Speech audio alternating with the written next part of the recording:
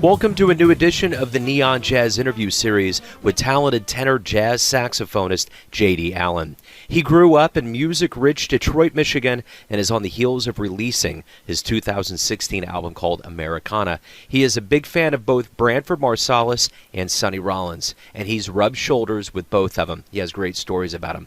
He learned quite a bit with a lengthy tenure with Betty Carter and has worked with legends like Lester Bowie, George Cables, Ron Carter, and many others. He's accumulated quite a bit of wisdom and cool over the years, and he talked all about it. So please get to know JD and dig this interview, my friends. Oh, I'm great, man. I'm great. Woke up this morning. I'm A-okay. That's good, man. It's Friday and the sun's shining. It's all good. Thanks for taking some time out for me today, man. I appreciate it. Oh, no, thank you for thinking of me. I appreciate it. I've had you on the show numerous times. I love your music, so it's an honor to finally get to speak with you. Oh, man, thank you, man. Hey, glad we're here.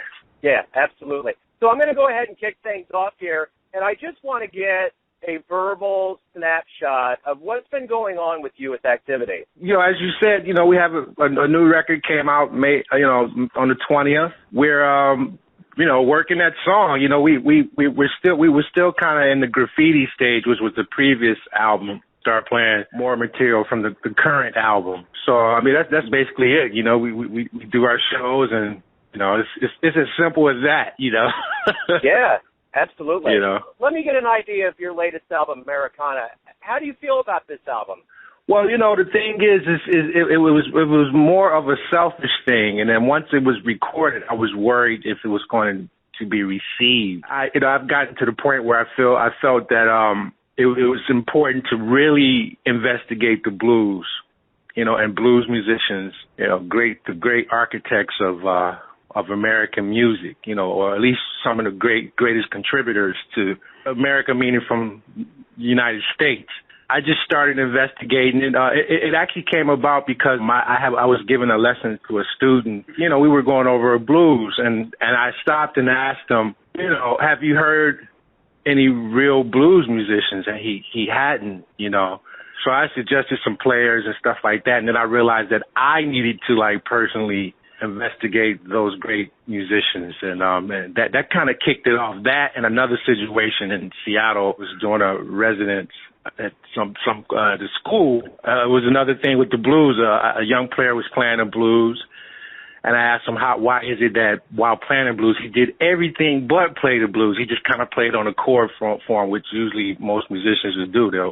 They'll try a lot of harmonic ideas on the blues form without actually getting into the feeling of what the blues is.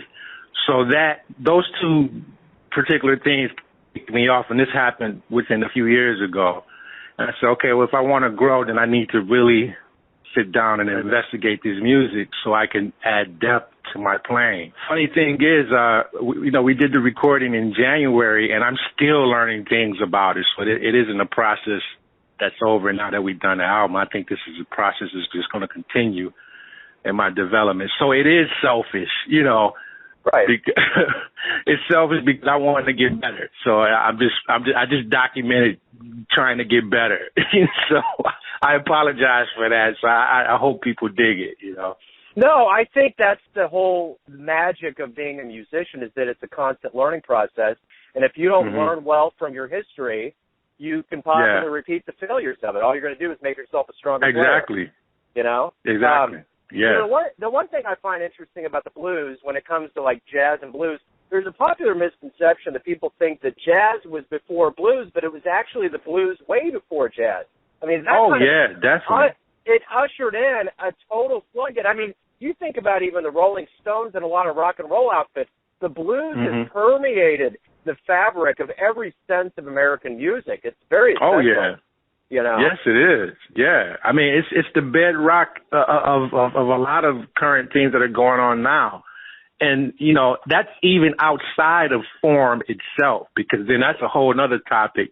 What is the blues form? And when you go back and you listen to guys like Lightning Hopkins play, or even older musicians, the idea of the 12-bar form comes into question, which it seems that rock has definitely adopted.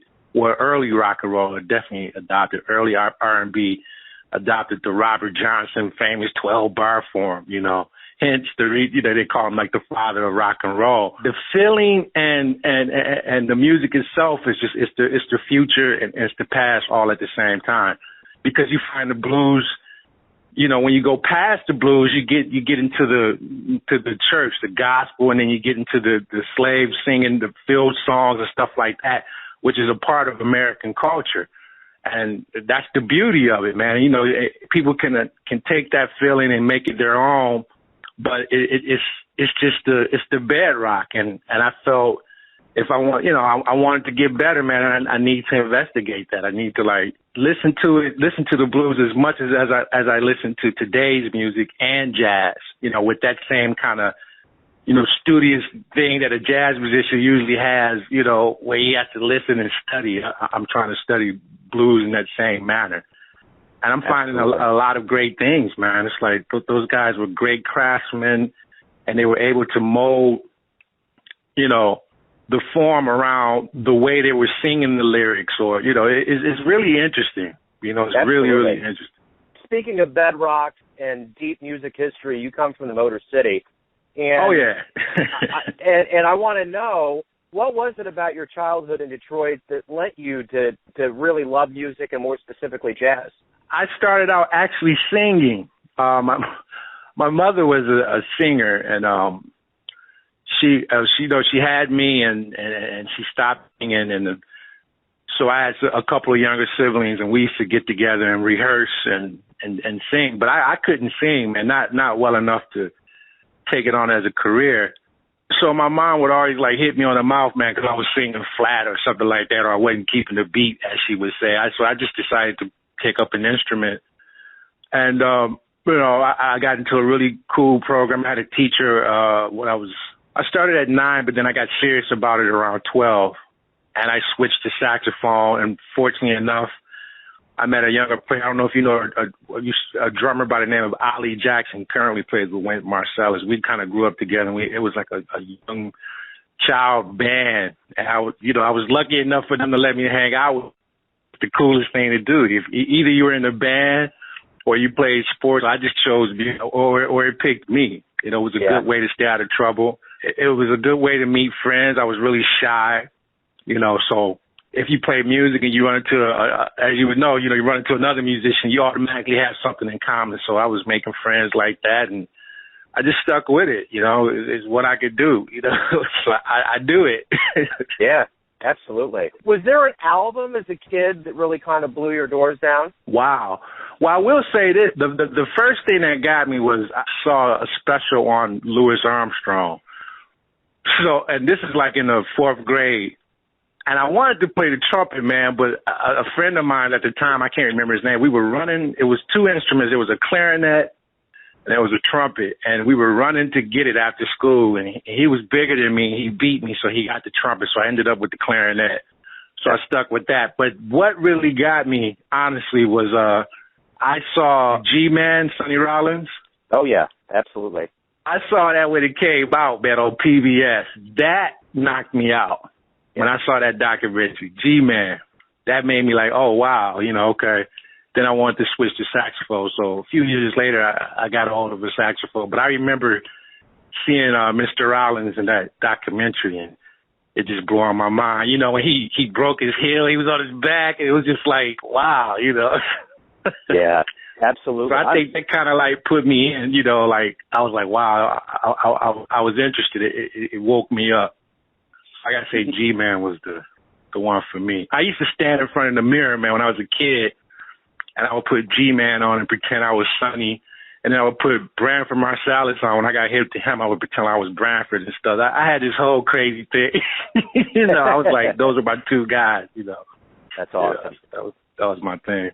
When you were growing up, did you always know that it was going to be music? Did the music bug bite you and you were this is how I'm going to live my life? I think I decided to do it when I was, about 9, but around 12 or 13, I said, yeah, this is what I'm going to do. Yeah, that was it, man. I was being it. I was it. I didn't have to wait fortunately enough, they didn't have the internet and video games. You can run into people who had like interests and you can hang out with them. So we were actually doing it. By the time me and Ali Jackson got together, I was probably like 15, 14. We were gigging. We were making the gigs. That was our summer job. We would do gigs. So, yeah, I've always done this, man. I was it. At 13, 14 years old, I was a musician. Now, I wasn't pretty good and none. I had a lot of work to do, but I was it for all intents and purposes. That's my thing to the youth. I've noticed that it seems like people want to wait to become something, but you can be it right away. You don't have to go to school. I mean, you got to go to school, or it's good to go to school, but all this, the Google's available, internet, you could be what you want to be now, and I think that's what we were doing. And we're still playing music. I know I am. So you've been around a lot of great people. Betty Carter, when you went to New York, you were around Lester Bowie, George Cables, Ron Carter. So you've kind of been around a lot of big shots for years. What did you absorb from being around that caliber of a performer and those with that kind of clout? I observed that I didn't know anything. I mean, I didn't know anything about anything. I mean, to this day, I couldn't figure out how I even got there. I mean, because on paper, it looks unreal, Yeah, I didn't know anything. I realized that, there was this whole history that I heard a little bit about, but when you're around those type of people, you're seeing it walking around, you're having a conversation with history. Yeah. And I just realized I had a long way to go, and I still do. And the great thing about it, man, today I realize I don't know anything now, and I think that's great. The cup is always half full. There's always something to learn. And that's what I learned from that, because those people that you mentioned, man, they were still learning. They were still into checking things out, obviously because they were having younger people around them, and they were interested in, especially Betty Carter, they were interested in what the young people were doing and learning how to explore ourselves, But I realized I didn't know anything. I heard an earlier recording, fortunately enough, I think WBGO in New York, they put out a recording or they found a recording of my first recording with Betty Carter was a New Year's Eve broadcast. And it was so new that they called me John Allen. I wasn't J.D. Allen. And I listened back to it, man. I sounded awful, man. I don't know why I was there, but she had me up there with her and I was struggling, but it was a tough love and that generation, man, they kind of just told you the truth. If it wasn't happening, you would know right away. You're going to hear the truth, and then it's up to you to deal with it. And it took me a few years to deal with certain things and they knew I didn't know. I couldn't BS those people, man. They knew the real deal. Absolutely. So that was great. So, talking about your beginnings, I'm always fascinated with this new digital revolution that we're in right now. You're on the Savant record label right now, but when you began in the beginning, do you like the way you're doing what you're doing with recordings and how you're living your music life now versus in the beginning with all the changes? I think now is a little better. Back then it was kind of a situation where the larger record companies, they would tell you the people that you had to have in recordings. They would tell you, you have to make the type of recording you have. And it was a little, the idea, especially coming to New York, was like, okay, you get a gig with somebody famous, and then the New York Times might do an article on you, and then you can get a record deal with Verve or Columbia, or I think Impulse was around then also. It came back, but it was a different Impulse. And then it was like the end of the Young Lion thing, there's a certain age, they were looking for kids playing like 25. So I didn't make any of that, Yeah. I just didn't fit that. I think now is better in terms of creativity because you have so many different things going on, and there are so many vehicles where you can get your thing out and total control of it in terms of the content. Now, the situation that I'm on now with Savant High Note, I mean, they let me record whatever I want. There's never been a dispute about what I'm going to play. They provide. They provide the studio and they pay the band and everything like that. But the content of the material is up to me. Maybe 15, 20 years ago, that would have never happened. They would have, most of those companies would have looked for like some type of angle, And okay, there's not a lot of record companies and this and that is not the same, but in terms of creativity and getting stuff out there, I think it's a lot better now. Yeah, absolutely.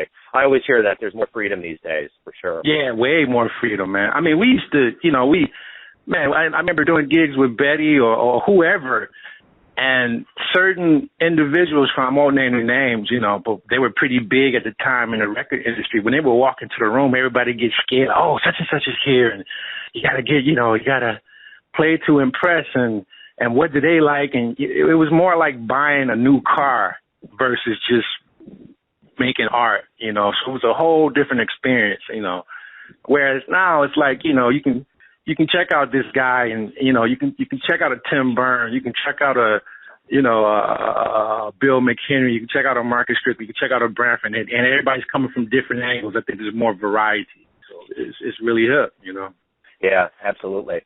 So you've played around a lot of people, learned from a lot of great jazz folks. What advice have you gotten that sticks with you on a regular basis that you think, man, it just kind of comes into your head and it was a good teacher? I think the thing that really stuck with me, two things that I've never forgotten. I've been blessed to hear a lot of things, just simply because I was born in the 70s and a lot of the greats were still walking around on earth, thank God, so I was fortunate. But two things get me. One thing that Betty Carter would say, she said that if you take care of the music would take care of you. I'm sure you've heard that around, but that was the first time I heard it came out of her mouth. Yeah. And another thing was I was fortunate to do a week with David Murray's big band, and I remember doing a sound check. He said that this was great, and I use this model to this day. He said, I'm going to cuss a little bit, but he said, man, you got to play all your baddest shit in the first set because that's when all the critics come out. That's awesome. He said, man, knock them out on the first set. Then the second set, you can experiment and, try things. With that first set, that's when all the critics come out. So that got to be the one, Yeah, right on. That's so cool. Those two things always stuck with me, man, And to take care of the music, if you take care of the music will take care of you. It's now starting to resonate with me more than when I was 22, 23. It's just simply do the work, and, as a result, the effect will be what your desire, Yeah. It took me 100 years to realize that, but I think she was right. Well, there's certain things you're not going to learn when you're young. I mean, when you're young, you got your ego and you think you got it all figured out, but you put a couple decades behind you, and then that wine starts tasting good, man. Yeah, right. Yeah, you got to live. There's certain things where it's like you just got to live. That's all you can do. Oh yeah, you just got to live. But boy, what a life to live. A lot of stuff that I wish I had just gotten, and I hate to use the word wish, but in this circumstance. In this instant, I wish I had just got it then when someone told me, You're a teacher now, so I want to ask you this. With all of this great advice and being around such great people, what's your teaching philosophy? My teaching philosophy is that everyone is a teacher. Nice. It's like, and I try to tell people, I said, everyone you meet is a teacher, and, okay, if you want to get specific with music, I always tell guys, like, look, man, call someone up or just when you see someone, the best way to go about, hey, man, what you working on? Keep a little notebook. And whatever I do, they say, oh, I'm working on this. You jot it down and you go practice on that. And that's how I've learned a lot of things, just by casually asking people. And I do it now. If I see a younger player that I dig, man, I'll email them or contact them through Facebook and say, hey, I'm a fan of yours and I was just wondering, what are you working on? And get that advice, and I write that down, So I just try to keep the philosophy that everyone is a teacher, and if you think like that, you're constantly learning, Yeah. That's my thing, Right. And on. then the basics, like it's for just always constantly working on the basics, because if you have the basics down, then you can do anything, Absolutely, without a doubt. So. You've been around what the world would consider a lot of jazz heroes, but for you personally, who would you consider some of your jazz heroes? Oh, my jazz heroes? Wow. Fortunately enough, Both of them are still living. Sonny Rollins and Brandford Marsalis. I think those are my top guys. You know, I check what they're doing, and I've been able to hang out with Brandford quite a bit, and that's been a blessing. But those are my go-to. You know, sometimes I'll just put the recordings on and remember why I got into it or why I enjoy it so much. So, you know, my jazz heroes are still with it, thank God. Right on. So if you could get into that magic time machine and see a gig, who would you go see and where would you go? Wow. I think that, I mean, I would, of course, love to see Train, man. I mean, it would be so many gigs. I wouldn't want to get just one. Yeah.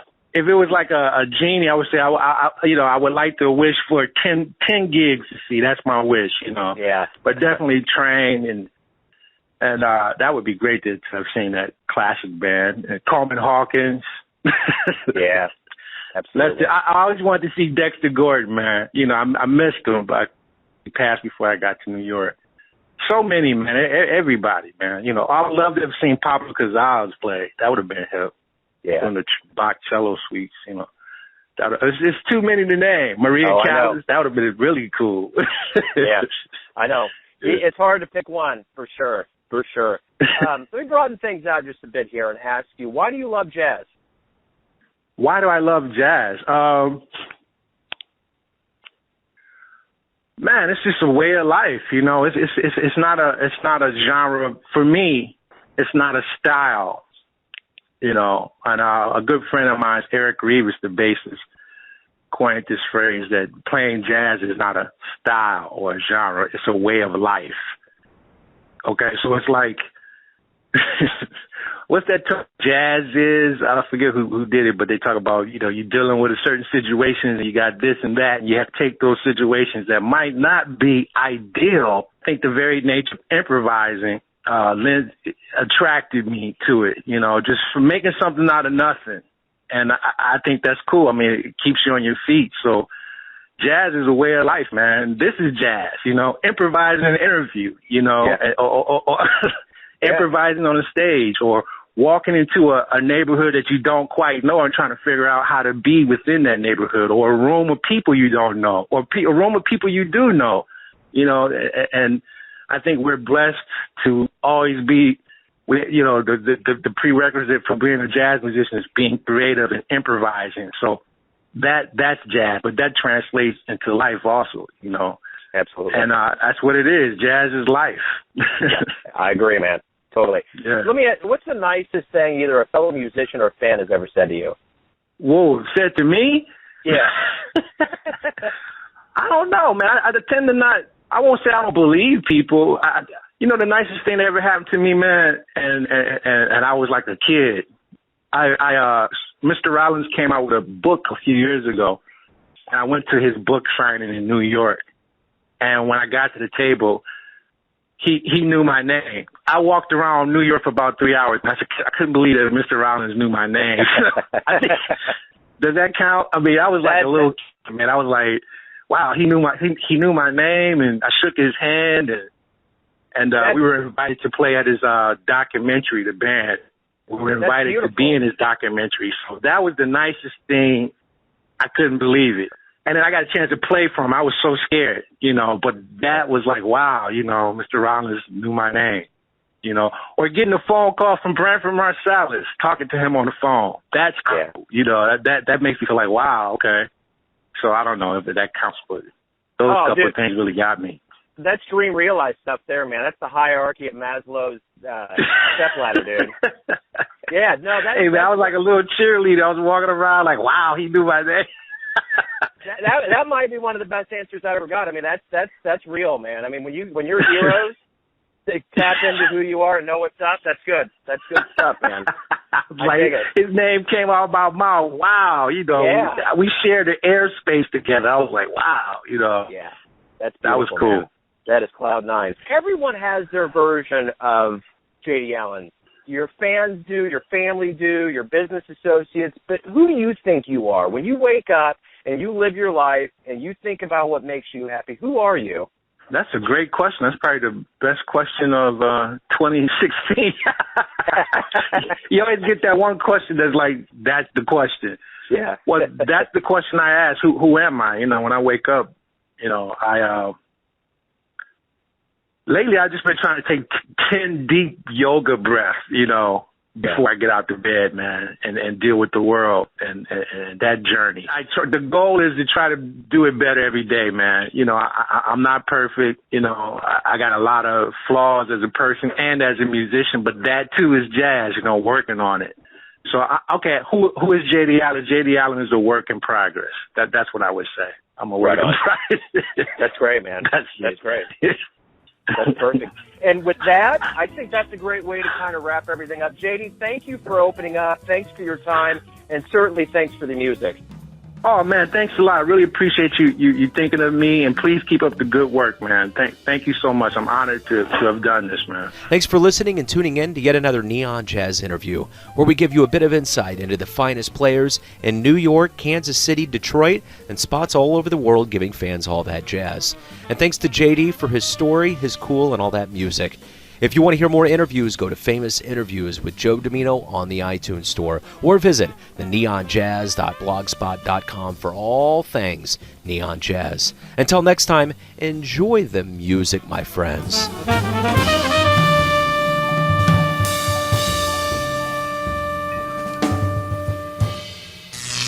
Neon Jazz.